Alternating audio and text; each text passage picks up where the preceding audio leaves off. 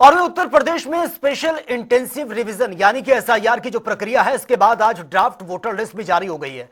और draft voter list को UP में 4 नवंबर से 26 दिसंबर तक चली एसआईआर की जो प्रोसेस है, उसके बाद इसको यह तैयार किया गया है। और इसे लेकर हमारे संवाददाता तौकर किदवई ने मुख्य निर्वाचन अधिकारी नवदीप रिंडवा से खास बातचीत की है। क्या कुछ इस बातचीत में रहा, एक बार ये रिपोर्ट देख लेते हैं। विधानसभा चुनाव से पहले उत्तर प्रदेश में हुई एसआईआर प्रक्रिया करीब 1.5 महीने बाद कंप्लीट हो गई और इसमें पहली वोटर ड्राफ्ट लिस्ट भी जारी कर दी गई है।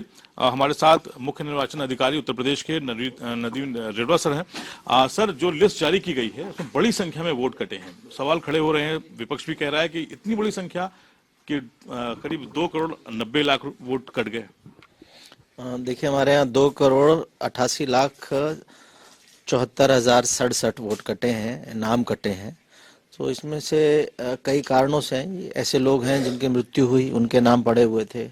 ऐसे लोग जिनका नाम एक से अधिक बार दर्ज है वोटर लिस्ट में, ऐसे लोगों के नाम कटे हैं।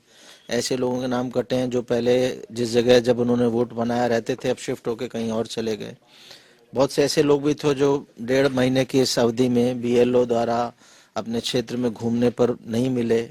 उसके बाद ये लिस्ट हमने बूथ लेवल एजेंट्स को भी दी थी, राजनीतिक दलों के, उनको भी नहीं मिले। और काफ़ी ऐसे लोग भी थे जिन्होंने फॉर्म लिया लेकिन बार बार संपर्क करने पे भी भर के उस फॉर्म को नहीं दिया। तो इस तरह से 5 अन्य अन्य कारणों से ये लोगों का नाम कटा है। लेकिन अभी ये केवल ड्राफ्ट वोटर लिस्ट आई है। यदि कोई ऐसे व्यक्ति हों जिनका नाम आज ड्राफ्ट वोटर लिस्ट में नहीं है, वो चेक कर सकते हैं हमारे वेबसाइट पे, सीओ उत्तर प्रदेश के वेबसाइट पे ये अवेलेबल है, सर्चेबल मोड में है। अगर एपिक नंबर डाले तो बता देती है कि आपका नाम किस पोलिंग स्टेशन में किस सीरियल नंबर पर है। तो अगर नाम नहीं है तो फॉर्म 6 ऑनलाइन भर सकते हैं, बीएलओ को भर के दे सकते हैं, वोटर रजिस्ट्रेशन सेंटर में भर के दे सकते हैं।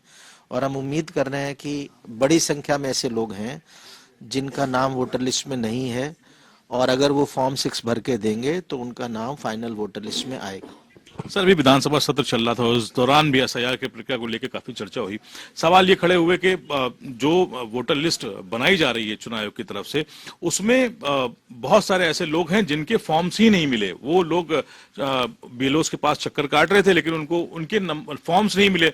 उनके लिए क्या आगे ऑप्शन खुला रहेगा? जो प्रक्रिया अब 6 फरवरी तक चलने वाली है, क्या वो फॉर्म 6 के जरिए, क्योंकि बहुत सारे ऐसे लोग हैं उनके जो वो थी एसआईआर के जो फॉर्म्स थे वो उनको मिले ही नहीं। देखिए, जिनका नाम 27 अक्टूबर 2025 को था, उन्हीं को एन्यूमरेशन फॉर्म छपा उनका, और उन्हीं को वो फॉर्म दिया गया, उसी के परिवार में वो फॉर्म दिया गया।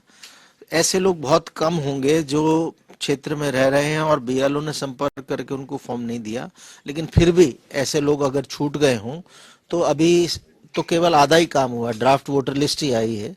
अभी वो फॉर्म 6 भर के देंगे तो उनका नाम आ जाएगा वोटर लिस्ट में। इसलिए बहुत ज़रूरी है कि हर 18 साल से ऊपर का भारत का नागरिक जो उत्तर प्रदेश में रह रहा है, वो आज जो हमने ड्राफ्ट वोटर लिस्ट जारी की है उसको अवश्य देखे, अपना नाम सही है कि नहीं पहला चेक करे, और है तो उसमें सारी प्रविष्टियां, स्वयं का नाम, पिता का नाम, फोटो, आयु, जेंडर सही है कि नहीं, ये रख ले, देख ले।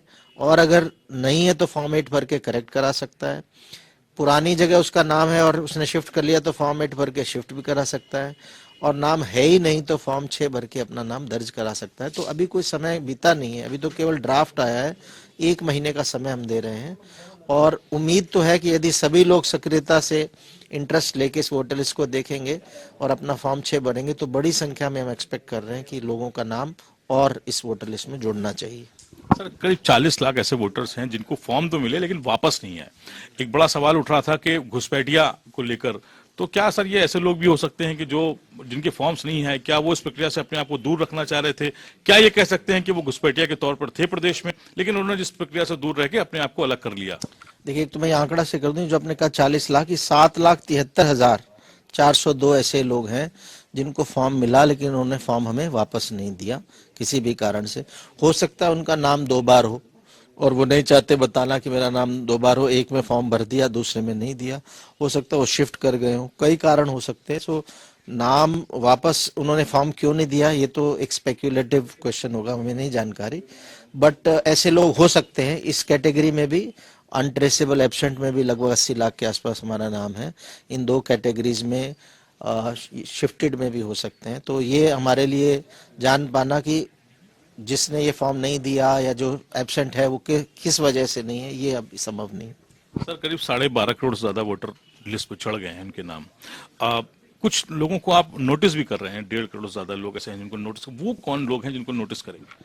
नहीं, 1.5 करोड़ को तो नहीं करेंगे, कम को जाएगा नोटिस। नोटिस उन लोगों को जाएगा जिनका नाम ड्राफ्ट में आ गया है लेकिन उन्होंने पिछले एसआईआर से उनकी मैपिंग नहीं हुई। जो एसआईआर 2003 का उत्तर प्रदेश में हुआ था या अन्य प्रदेशों में 2002 से 2006 के बीच हुआ था।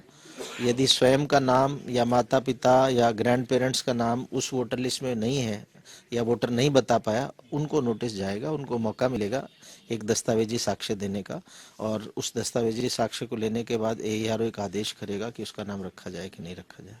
सर अभी एसआईआर की प्रक्रिया के दौरान विपक्ष ने कई मुद्दों पर सवाल खड़े किए थे आपकी, क्योंकि 10 ज्यादा बीएलओस की मौत हुई थी, सुसाइड हुआ, उस पर उन्होंने कहा कि दबाव बहुत था बीएलओस के ऊपर।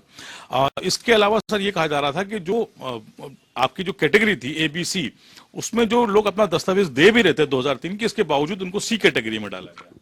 देखिए, शुरू में इस तरह की शिकायतें आई थी जिस समय बीएलओस बहुत ज़्यादा ट्रेनिंग संभवतः उनको जितनी देनी थी उतनी नहीं थी, या शुरू में डेटा बेस का भी कुछ इशू था। लेकिन जब हम आखिर में आए गणना चरण की, सारी शिकायतें दूर हो गई।